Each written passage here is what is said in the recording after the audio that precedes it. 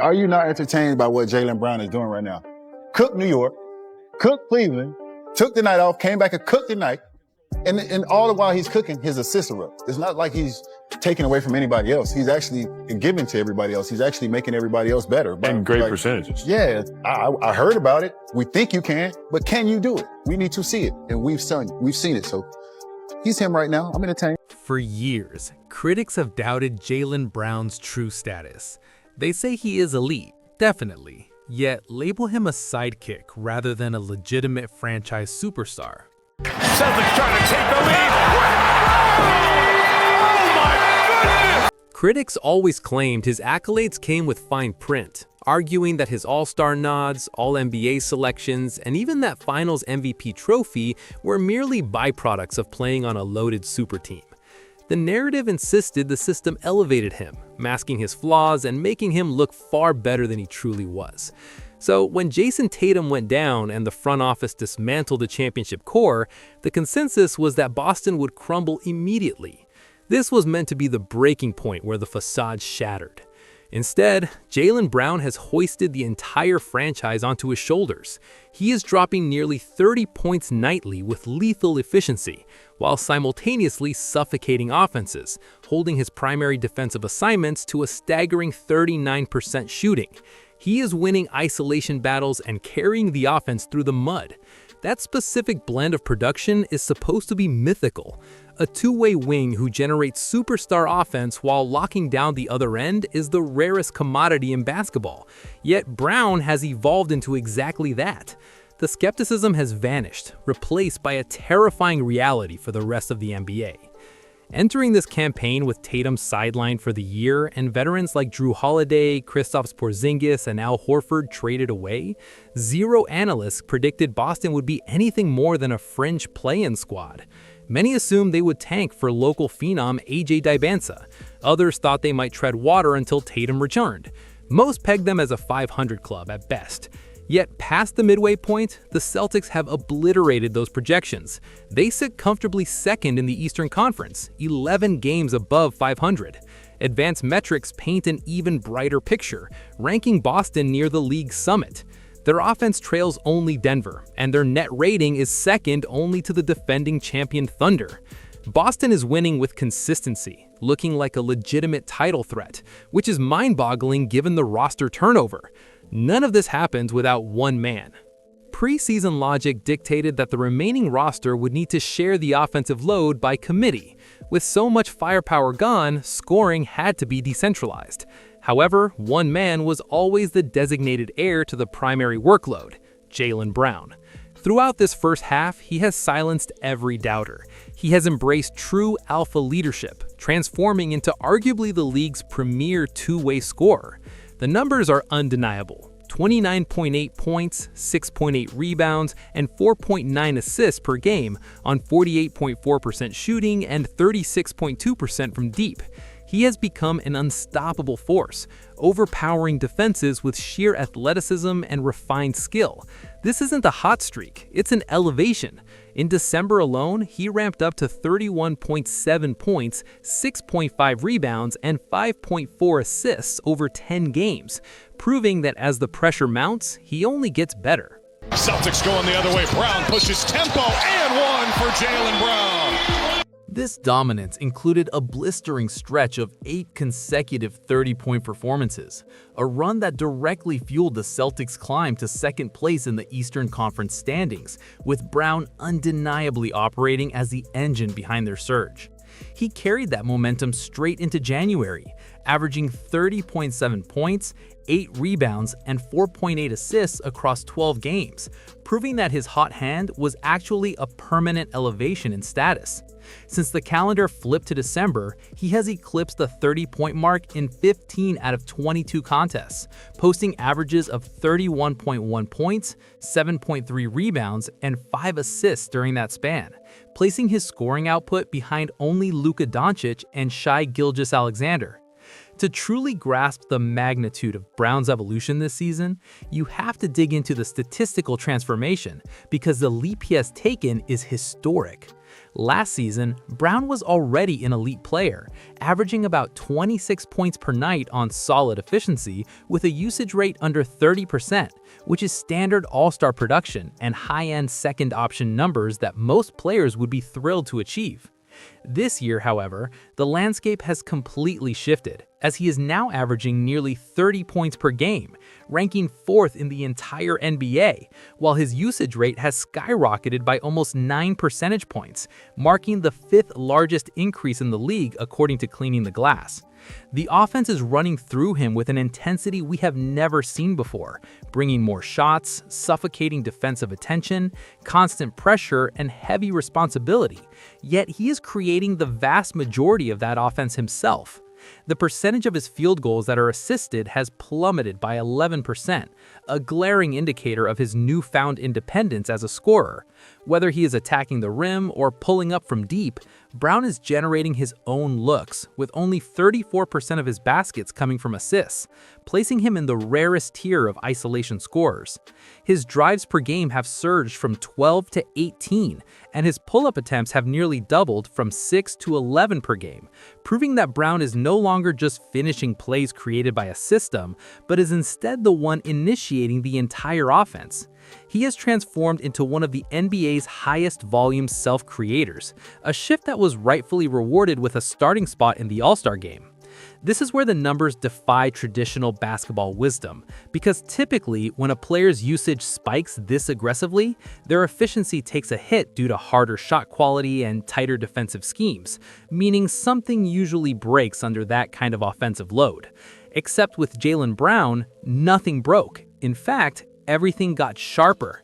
He is scoring nearly 4 more points per game than he did last season, while simultaneously improving his efficiency across every single category.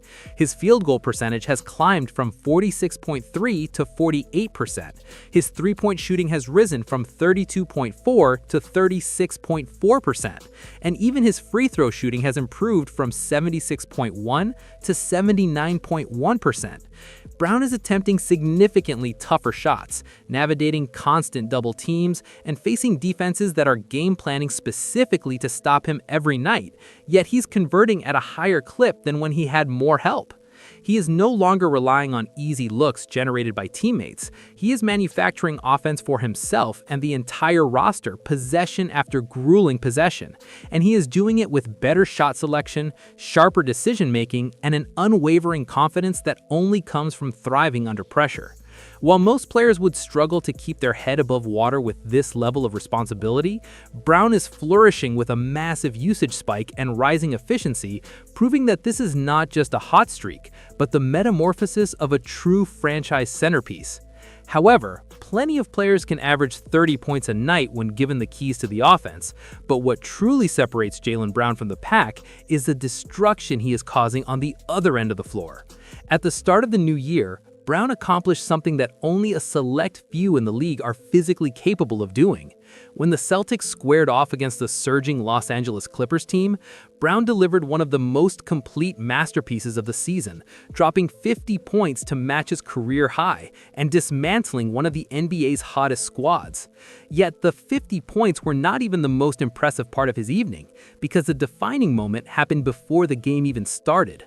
Brown reportedly texted Celtics head coach Joe Mazzulla and explicitly demanded the assignment to guard Kawhi Leonard, refusing to shy away from the challenge and instead actively seeking it out. Brown spent long stretches of the game locked onto a red-hot Leonard, holding the superstar to just 9 points on 3 of 7 shooting during the 7 minutes they were directly matched up. Overall, Leonard finished with a quiet 22 points on 6 of 17 shooting, a significant drop-off from his recent level of play, largely because Brown took the matchup personally, stayed locked in, and dominated the game on both ends of the floor. After the final buzzer, Brown declared that he believes he is the best two-way player in the world. And when you look at the evidence of him dropping 50 while putting the clamps on a superstar, that statement starts to sound like an undeniable fact, because his defensive impact is not just about one great night. According to B-Ball Index, Brown consistently draws the toughest assignments in the league, logging the highest percentage of Tier 1 matchups among all qualified players. Nearly 57% of his total defensive minutes are spent guarding players in tiers 1 through 3, which represent the league's top offensive threats. For comparison, that number sits under 36% for Jalen Brunson, and the closest player to Brown in this category is Cade Cunningham at 44.7%. Nobody else in the league is asked to defend elite scorers as often as Brown, but guarding great players is only half the battle. You have to look at how effective he is in those matchups.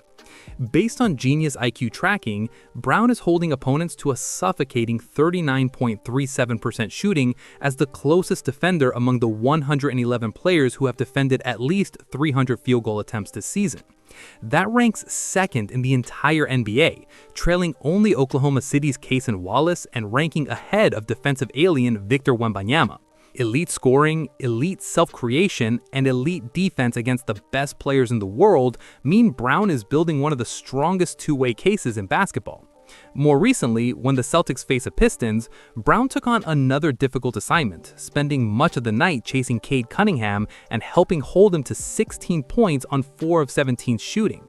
While Cunningham did dish out 14 assists, as a scorer, he was completely taken out of rhythm because night after night, Brown willingly takes on the toughest perimeter assignment regardless of how much offensive load he is already carrying. He doesn't hide, he doesn't conserve energy, and he embraces the responsibility, leaving opponents wondering what they can actually do against a player who can drop 50 on you and then turn around and lock up your best scorer. Early in the season, Boston's bench was a real problem.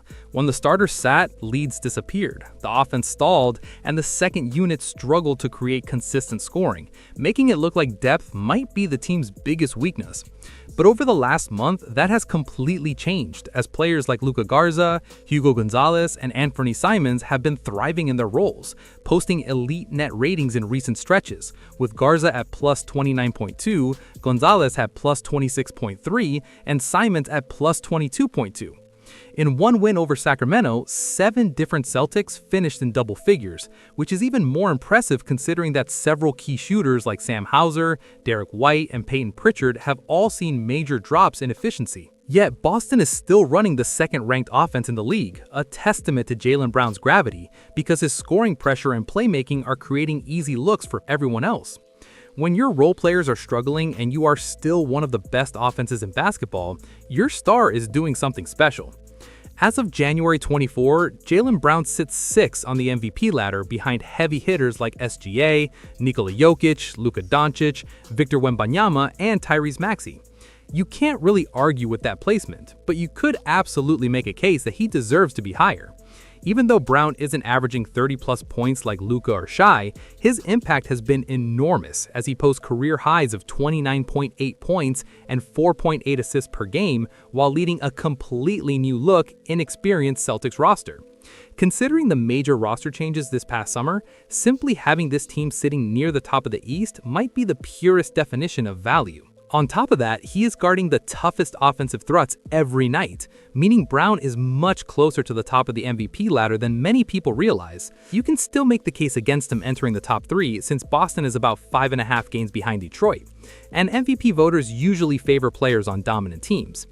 Ironically, the prove-it narrative that fueled his rise could work against him, with some voters viewing this season as a breakthrough rather than sustained excellence. Former NBA player Brian Scalabrine recently suggested that Brown may actually be more deserving of the MVP than Shai Gilgeous-Alexander, arguing that if Shai lost key teammates like Jalen Williams, Chet Holmgren, Isaiah Hartenstein, and Alex Caruso, it is unclear whether he could replicate what Brown is doing in Boston.